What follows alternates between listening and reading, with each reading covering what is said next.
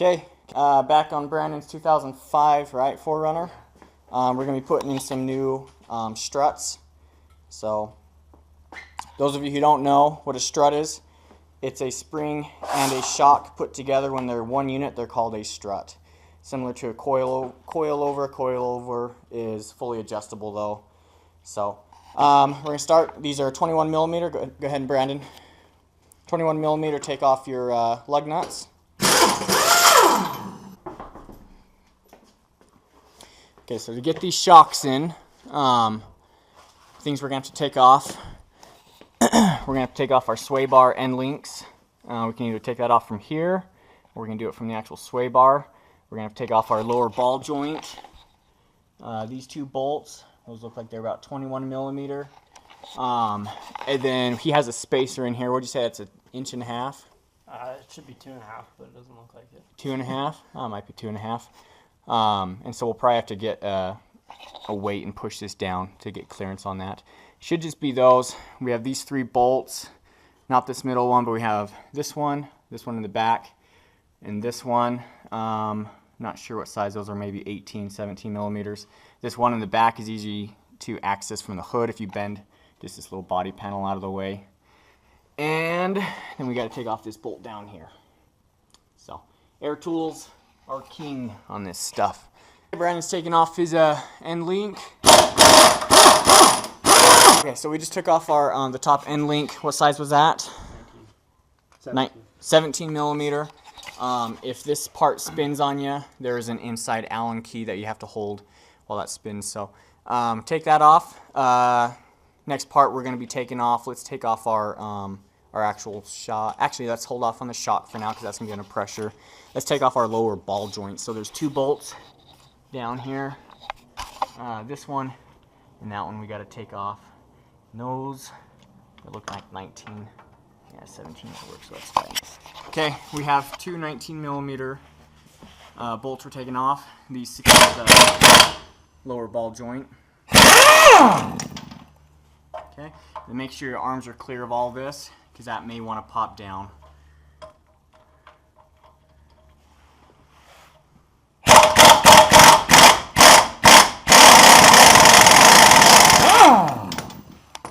Okay, that's all she wrote. Now we're ready to take off our lower shock mount. Now's a good time to inspect your ball joint. If you have a grease zerk on top, would be a good time to grease it. But we have this bolt next, and that should allow this to release fully. We may have to loosen our cam bolts. We'll see. Okay, to get the clearance that we need for this new strut, we're just going to loosen our lower control arm bolts. So we've marked where our cam is. This truck will need an alignment anyway when we're done, but this is a 19 millimeter. We're just loosening them just enough to loosen up that bushing so it can swing all the way down. And nothing else should be holding this, so it should swing down easily. So we loosened up this bolt on our lower control arm. That gave us enough clearance to put that, or whatever. We can get it out now. So we have our 3 bolts, 17 millimeter. These you can't really access with hand tools or with air tools. And so what we're going to do, a way to imitate an air tool, is take our dead blow hammer. We're going to put our wrench on there and go ahead and give it a couple pops. Just right there on the very end. Good. Okay, that one's broken free. Try that one. Okay, good. That one's broken free. Now this back one can be tricky. Go ahead. Okay, that's good. Let me rearrange now. Try. Good. Okay, so that's all an air tool essentially is. Inside that little hammer, there's something that's just very quickly hitting it, just like that. That's why they call them twin hammers and single hammers inside. And so you can get really rusted bolts off without giving too much torque, and so now we can just do it by hand. The inner bolt will probably end up accessing through the engine compartment, but we'll see. We'll take these off and see what we got. Okay, here's the old shock out. There's the new one. We'll show it on the other side, but we had to loosen our lower control arm bolts, and theoretically that lower control arm should just drop down without too much difficulty, but ours gave us a lot of difficulty on both sides. So what we ended up doing was taking a ratcheting tie down strap around both sides, around this side and that side, and ratcheting them, and that just pulled it down. It seemed to work a lot easier than trying to beat the thing with a hammer. Okay, Brandon brought up a good point. If you look at this is actually kind of beveled a little bit.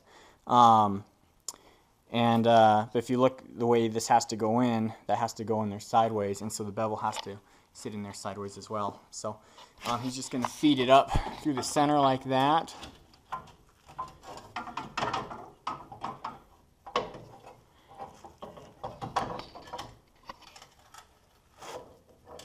You in? Yep. Awesome.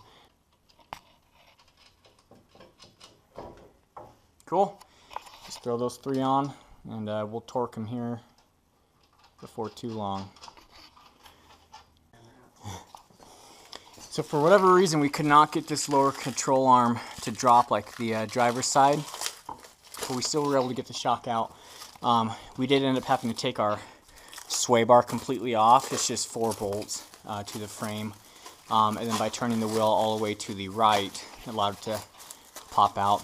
So we could not get the rear bolt out of the lower control arm out, and I think maybe that's part of the reason why we couldn't get it to go down all the way. We were able to get the front out easily enough, but okay.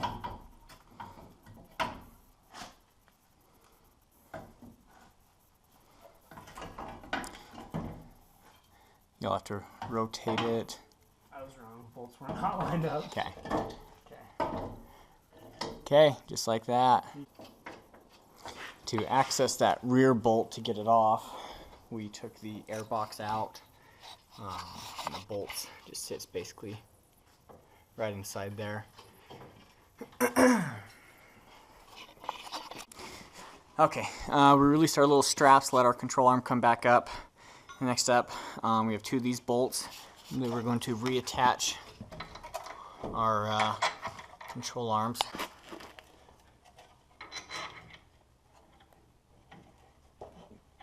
Push it that way.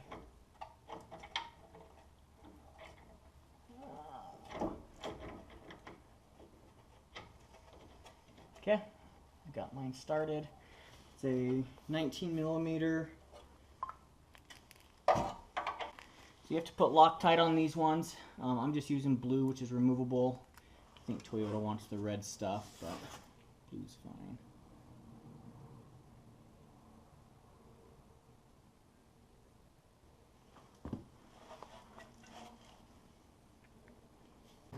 Yeah, go for it.